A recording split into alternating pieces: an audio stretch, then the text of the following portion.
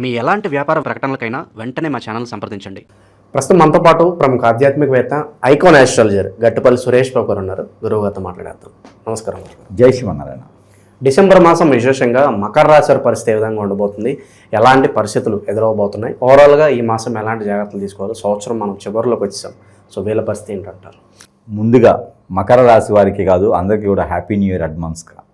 December మాసం వస్తుంది కాబట్టి అందరూ కూడా బాగుండాలనుకుంటాం. ఆ బాగుండే వాళ్ళలో కాకుండా వేరేగా మనం ఉండాలనుకోము, మనం కూడా అందులోనే ఉంటాం.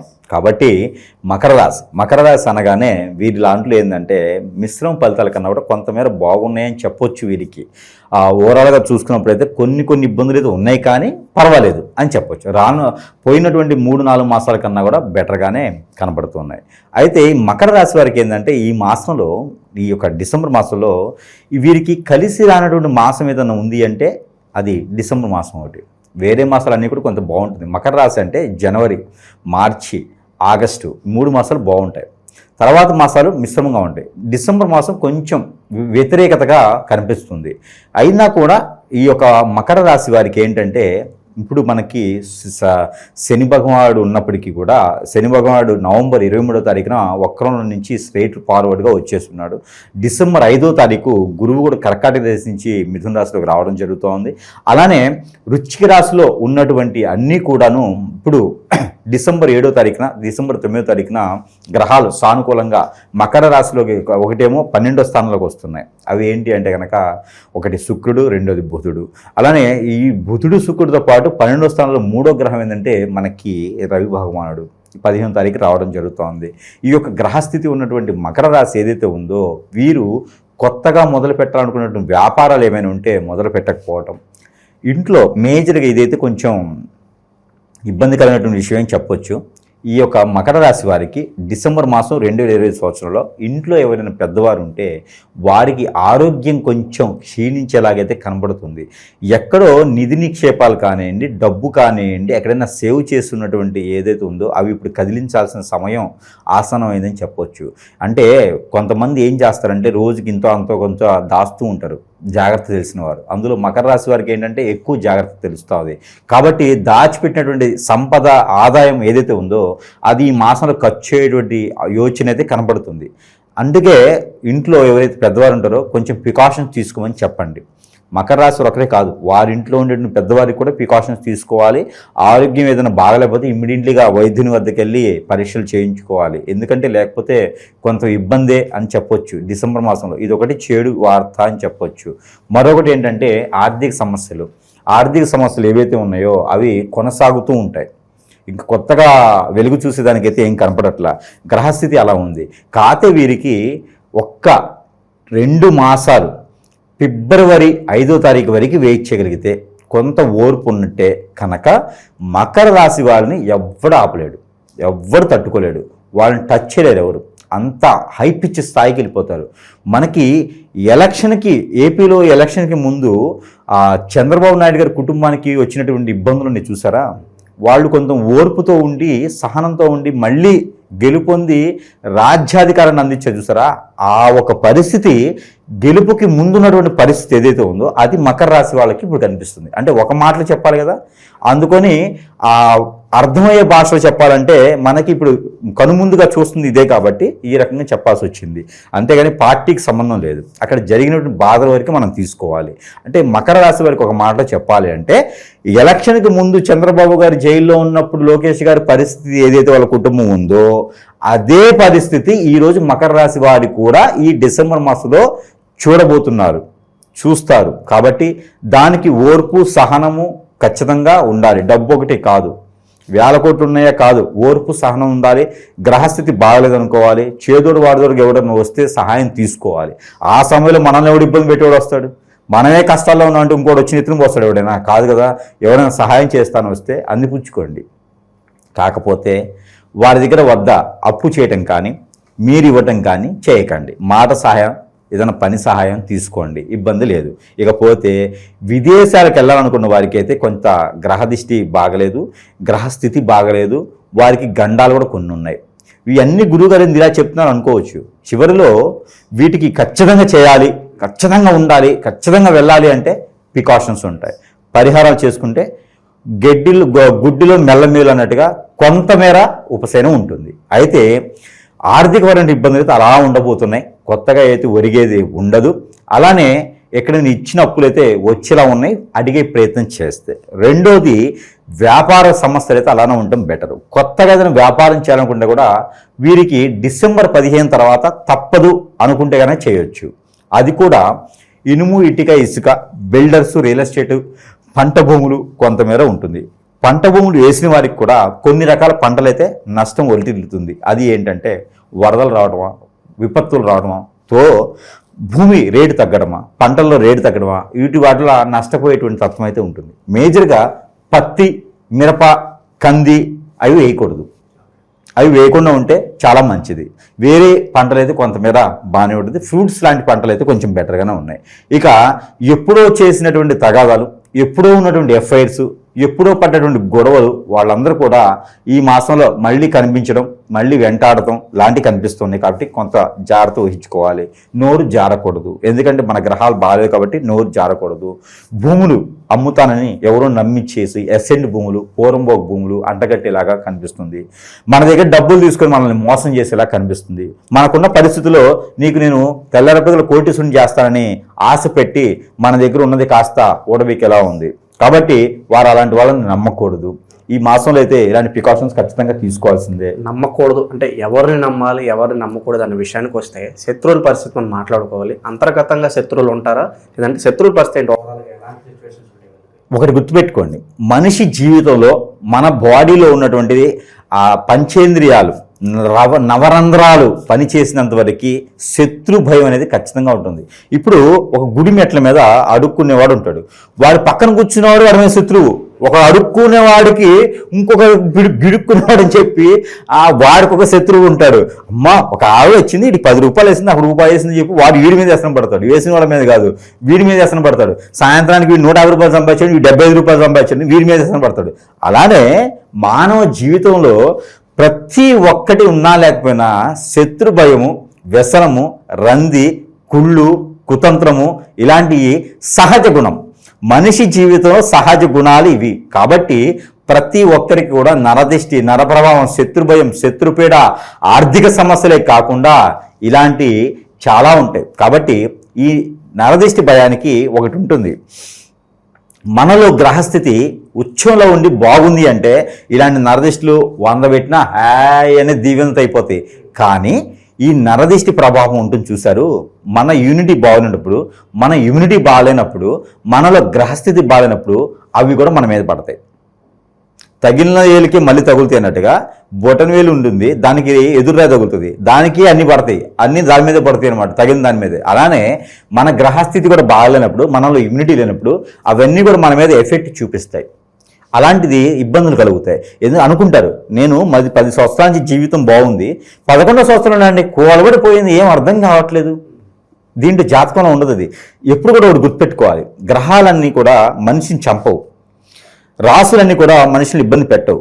కాకపోతే తెలియచేస్తాయి, చైతన్యాన్ని ఇస్తాయి. మనిషిని ఇబ్బంది పెట్టవు, చంపవు. మనిషిని చంపేంత చేయవు ఏ రాశి కూడా, గ్రహం కూడా. కానీ మనిషి చచ్చిపోతున్నాడు. ఈ రోజుల్లో చాలా యాక్సిడెంట్లు అవుతున్నాయి. మీరు గమనించినట్టయితే చాలామంది సూసైడ్ చేసుకుంటున్నారు, భార్యలు దూరం అవుతున్నారు, భర్తలు దూరం అవుతున్నారు, పిల్లలు దూరం అవుతున్నారు, చెట్టుకోళ్ళు ఒకళ్ళు అవుతుంది, చెట్టుకోళ్ళు గుట్టుకోళ్ళు అవుతున్నారు.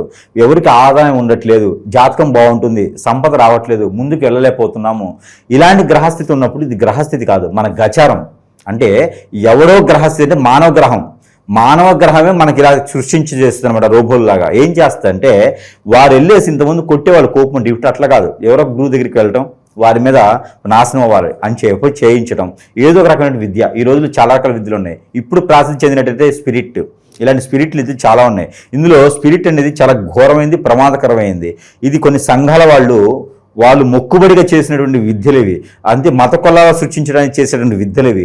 ఈ విద్యలు ఏం చేస్తాయి అంటే, భార్య భర్త సుఖంగా ఉంటే ఎవడో వచ్చి పూరంబోకోడు ఆ విద్య నేర్చుకుని వస్తాడు, అని ఊతాడు అంతే, ఏదో ఫుడ్ ఇస్తాడు అంతే, ఏదో మాటలో పెట్టేస్తాడు, మాయబుచ్చేస్తాడు. ఫిలా అని మాయబుచ్చేసి ఇలా అంటే చాలు వస్తుపోతుంది. ఈ రోజులు కూడా ఉన్నాయా అంటే ఉన్నాయి. పోయినోడు తెలుస్తుంది, ఉన్నోడు తెలియదు కదా, కోల్పోతాడే వాడికి తెలుస్తుంది. ఈరోజు కూడా ఉన్నాయి. మనకు కూడా అవేర్నెస్ పెరిగిపోయింది కదా, అవేర్నెస్తో పాటు అవి పెరిగిపోయినాయి. ఆ విద్య నేర్చుకొని భార్యాభర్తలు వచ్చిన ఎడబాటు చేయటం, భార్యను తీసుకుపోవడం, భర్తను దూరం చేయడం, భార్యను దూరం చేయడం, పిల్లల్ని ఎటుకట్టకు చేయడం, ఆ కుటుంబాన్ని సర్వనాశనం చేయడానికి పూనుకొని కొన్ని మతస్థులు మీద చేసేటువంటి ప్రక్రియల వల్ల ఇలాగ చాలా వరకు జరుగుతూ ఉంది. దీనివలన నా దగ్గరే 14-15 వేల మంది కస్టమర్స్ ఉన్నారు ఇట్లా బలైన వాళ్ళు. నేను బలి అయిన వాళ్ళకి ఉపశమనం కల్పించేటువంటి వాడిని, చేసేవాడిని కాదు. కాబట్టి ఎంతోమంది ఉపాధి కోసం వస్తూ ఉన్నారు, వాళ్ళకి ఉపశమనం కోసం మన దగ్గరికి రావడం జరుగుతూ ఉంది. అలానే చాలామంది బలవుతున్నారు. జాతకాల్లో ఉండదండి. పుట్టిన తర్వాత మానవ జీవితంలో ఒక్కసారి 4 సార్లు జాతకం చూడాలి. పుట్టినప్పుడు జాతకం చూడాలి, పంచల ఫంక్షన్ అప్పుడు, లేకపోతే రజ్జస్వాలు అయినప్పుడు చూసుకోవాలి, పెళ్ళప్పుడు చూసుకోవాలి, మరణించిన తర్వాత మన కింద వాళ్ళు చూసుకుంటారు, మన తర్వాత వాళ్ళు చూసుకుంటారు. ఏదైనా దరిద్రుడు పోయాడు, మంచి తగిన పోవద్దు, మాకు వస్తే పిత్తులు చూస్తారని చూస్తుంటారు. అది కూడా మనం ప్రేమతో కాదు అని చూసుకుంటారు. అదే సమయంలో 4 సమయాల్లో జాతకం చూడాలని ప్రతిరోజు జాతకం చూసే పని లేదు ఏ రాశి వారికి కూడా కదా. అలానే మన బాడీలో హిప్నాటిజం, బ్లాక్ మ్యాజిక్ లాంటి, అష్టదిబ్బం లాంటివి జరిగితే అవి ఎవరు చేస్తారంటే నేను అంత మంచివాడిని, నేను చాలా మందికి ఫుడ్ పెడుతున్నానంటే ఆ ఫుడ్ పెట్టే వాళ్ళు చేస్తారు. ఇంకోటి పెట్టద్దు, నాకే పెట్టాలని చేపిస్తారు. ఆస్తి మొత్తం నాకే కావాలని చేపిస్తారు, నువ్వు బతకూడదని చేపిస్తారు. ఇవన్నీ కూడా గ్రహాల్లోనూ జాతకాలను ఉండవండి. దీంతో పాటు చాలా మంది ఏం చేస్తారంటే యజ్ఞ, యాగ, హోమ, యజ్ఞ, తపాలు, జపాలు చేసుకుంటూ పోతుందని చెప్పేసి వేలాది కోట్ల రూపాయలు అక్కడ ఇక్కడ ఆలయాల్లో ఇచ్చేసి పాలక మండలి వాళ్ళకి మెప్పుందిస్తున్నారు. అట్లా పోవు. ముళ్ళుతోనే తీయాలి. నీకేం జరిగిందో దాంతోనే తీయాలంటే గురువులు ఉంటారు, నాలాంటి గురువులు ఉంటారు. వారిని సంపాదిస్తే మాత్రమే మనకి ఏం జరుగుతుందో తెలుస్తుంది. మనకు ఆరోగ్యం బాగాలేదనుకోండి, హాస్పిటల్కి వెళ్ళకూడదు, ముందు గురువు దగ్గరికి వెళ్ళాలి. దీనికి కిడ్నీ ఫెయిల్ అవుతుంది, లివర్ పాడైపోద్ది, లివర్ ఫ్యాట్ అవుతుంది, ఒబెసిటీ, ఎసిడిటీ అన్నీ స్టార్ట్ అవుతాయి అన్నమాట. ఇవన్నీ కూడా ఆరోగ్య సమస్యలు కాదండి. ఇవన్నీ మనం ఏం చేయించే క్రియలతో కూడినటువంటి సమస్యలు. కాబట్టి గురువుని సంపాదిస్తే చాలా మంచిది. కుటుంబ పరంగా ప్రేమ, అనురాగం అదే ఈ రాశి చివరిలో ఇవైతే మనము చూడొచ్చు. ప్రేమానురాగాలు దూరం పెట్టినప్పటికీ కూడా మనం అనుకుంటాం వారు మనల్ని దూరం చేశారు, ఇంక మళ్ళీ రారేమో అని. ఇక నిరుద్యోగుల పరిస్థితి, విద్యార్థుల పరిస్థితి. మకర రాశి వారికి ఒక అదృష్టం అని చెప్పొచ్చు.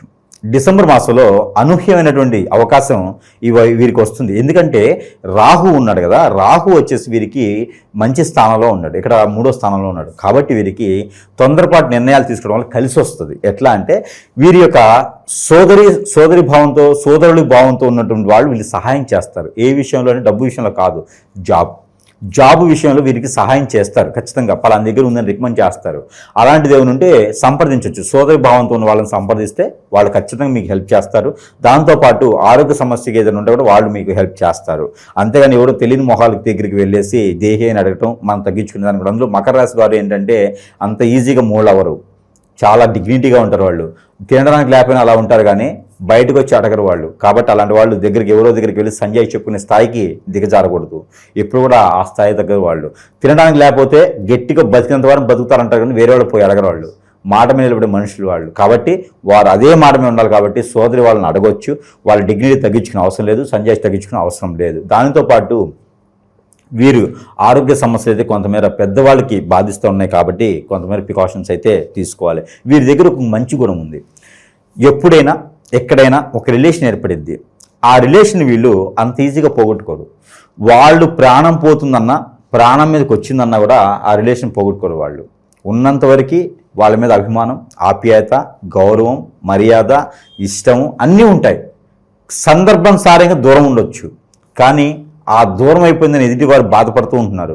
ఎందుకంటే గత కొంతకాలంగా నేను వీళ్ళ రాశిలో చూస్తున్నాను, ఇలాంటివే ఉన్నాయి. కాబట్టి ఎవరు కూడా దానికి సంబంధించిన బాధపడద్దు. వాళ్ళు సందర్భానుసారంగా దూరం ఉండొచ్చేమో, కానీ మీరు తన మనసులో ఖచ్చితంగా ఉన్నారు. ఇది మాత్రం గుర్తుపెట్టుకోవాలి ఈ రాశివారు.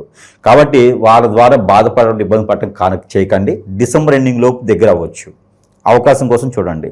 ఇప్పుడు ఆ డిసెంబర్ ఎండింగ్ లోపు మనం ఏదైనా సెక్స్ చేసుకుంటే, కాబట్టి వెయిట్ చేయండి, ఖచ్చితంగా మీ పని అవుతుంది. ఇక పరిహారాల పరంగా ఏం చేస్తే బాగుంటుంది?